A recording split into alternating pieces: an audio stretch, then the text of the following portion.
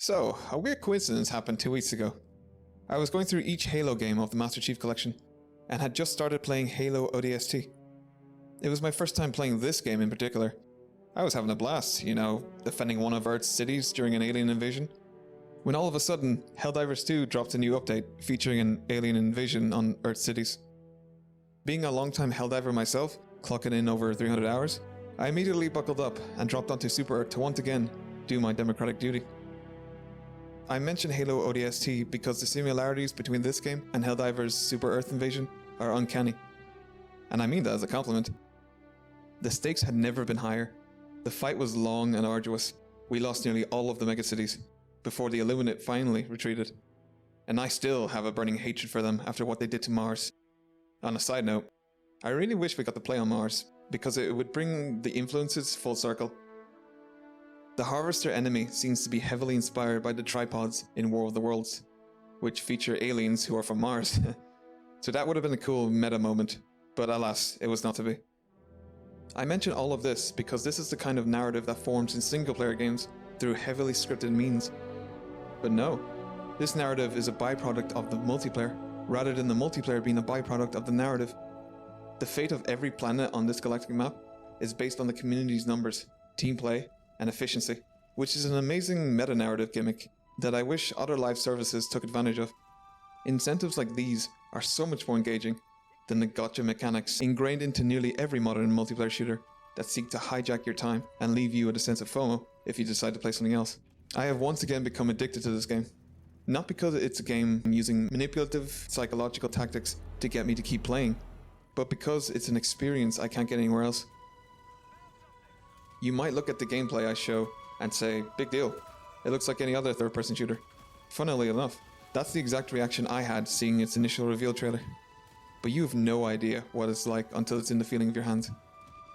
If this isn't your first time watching a video on this channel, you'll likely remember me saying the same thing about Hunt Showdown, and how that game is unlike any other first-person shooter I've ever played, and that it's also an experience I can't get anywhere else.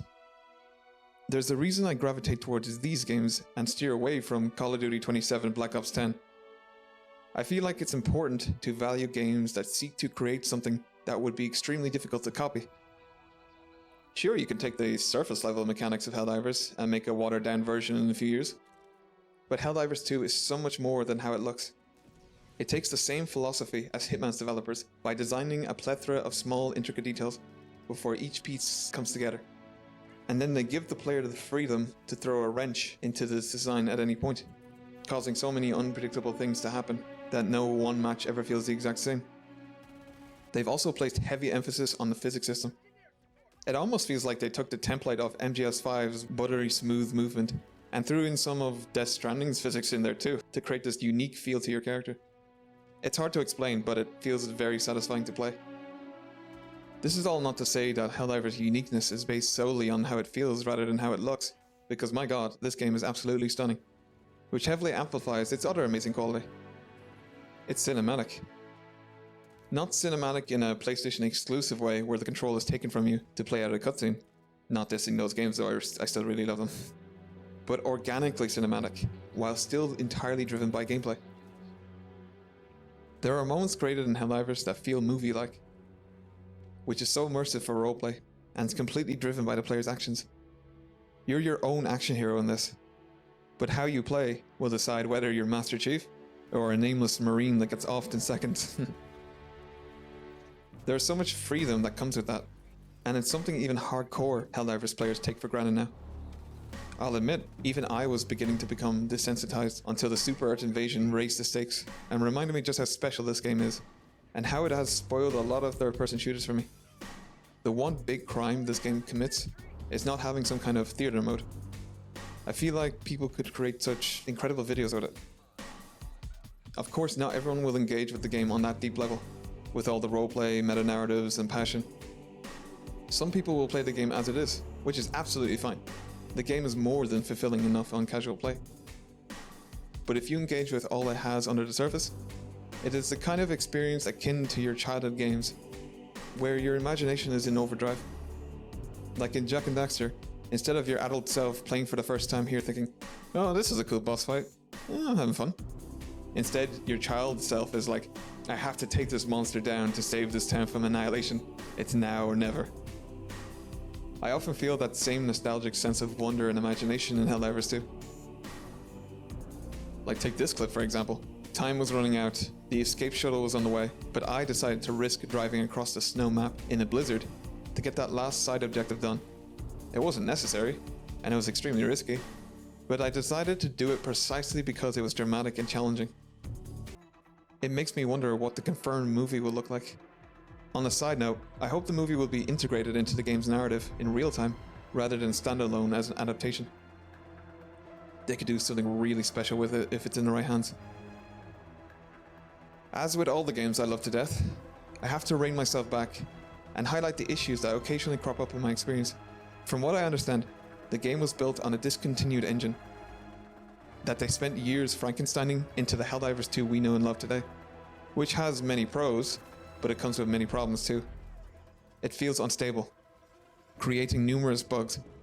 It's not often, but it feels like the game will never be bug-free because of its foundation. A lot of the bugs are fine and don't get in the way. They can be temporary setbacks. Some can even add to the hilarity. But then you get the rare few that prevent you from opening a drop pod, which could have super credits inside. Or they can go extreme, like a whole objective terminal bugging out, preventing the success of a mission you already spent 30 minutes on. Although lately in the past few months, I haven't experienced that, and the developers are quite community driven, which is a huge plus. Still though, it can be majorly disappointing experiencing a game-breaking bug in a game that relies on successful missions to carry the overall goal of liberating planets. One other thing that I hope changes is some of the repetition. I get that the planets were procedurally generated, so there are going to be reused objective areas to avoid any clipping and unusual rock formations. They need to increase the variety of that to make the planets even more distinct. Same with the objectives themselves. We need a lot more differing objectives in the future. But hey, let's bring this video home by talking about the community in Helldivers 2. The regular community, I mean. Not those who jump in for 5 minutes whenever a new update drops and move on. Now there are probably some players watching this who got really unlucky with the strangers they've played with. But in my 300 plus hours of play, I've met some of the most wholesome players in any multiplayer shooter. There's a real sense of camaraderie here. There are expressive emotes that highlight this of course, like hugging, rock paper scissors and so on. But the real camaraderie came from within the battlefield. 8 times out of 10, the strangers would break their backs to help me out.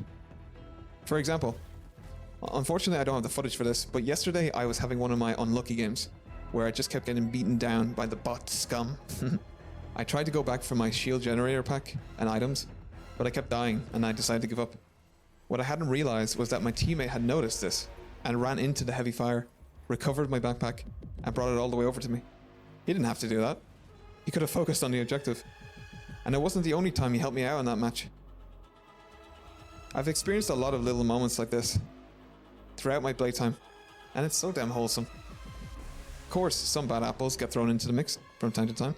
It would be naive to expect all 4 players to be considerate people, but even with the bad apples, the most I'd get from them is recklessness, like calling an airstrike without caring if it's danger close, or ignoring reviving his teammates. Small, petty things. Never has a mission been jeopardized because of one douchebag, despite all the power one Helldiver has to do just that. How is it that a game where friendly fire is fully on, and you can die in 1,000 different ways so easily, that I've only once been killed by a stranger out of malice? It's interesting, isn't it? I've faced 50 times the level of toxicity in games where there isn't friendly fire among teammates. It's just something I thought was interesting to bring up. But to sum it all up, Helldivers 2 is one of the best co-op shooters of the generation. It is a third-person shooter that feels like nothing you've played, despite borrowing mechanics from other unique games like MGS5. It is fun, chaotic, and unpredictable in the most exciting ways, which keep it fresh. But if you engage with it on a deeper level, Helldivers 2 is an incredibly immersive sci-fi shooter that sparks childlike imagination as if you're playing those OG Star Wars games for the first time. Above all else, Helldivers 2 is a cinematic odyssey.